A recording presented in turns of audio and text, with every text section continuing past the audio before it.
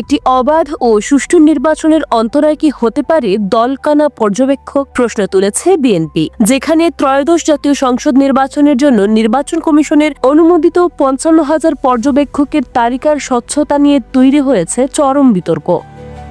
মূলত ৮১টি সংস্থাকে অনুমতি দেওয়া হলেও দেখা যাচ্ছে মাত্র ১৬টি সংস্থা থেকেই আসছে প্রায় ৩৪,০০০ পর্যবেক্ষক, যা নিয়ে রাজনৈতিক মহলে বইছে সমালোচনার ঝড়।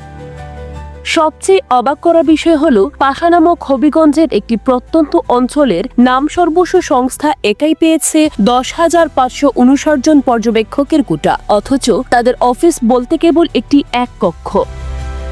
বিএনপির অভিযোগ, এই তালিকার পেছনে রয়েছে নির্দিষ্ট রাজনৈতিক দলের গভীর প্রভাব এবং অভিজ্ঞতা ছাড়াই অসংখ্য অপরিচিত সংস্থার উপস্থিতি ভোট কেন্দ্রে বিশৃঙ্খলা সৃষ্টি করতে পারে। তাই জনগণের ভোটাধিকার রক্ষায় বিএনপির স্পষ্ট দাবি, অবিলম্বে এই তালিকা সরকারি সংস্থার মাধ্যমে যাচাই করে রাজনৈতিক সংশ্লিষ্টদের বাদ দিতে হবে, অভিজ্ঞতাহীন সংস্থার সংখ্যা কমাতে হবে এবং কোনো নির্দিষ্ট কেন্দ্রে ২ জনের বেশি স্থানীয় পর্যবেক্ষকের প্রবেশাধিকার বন্ধ করতে হবে।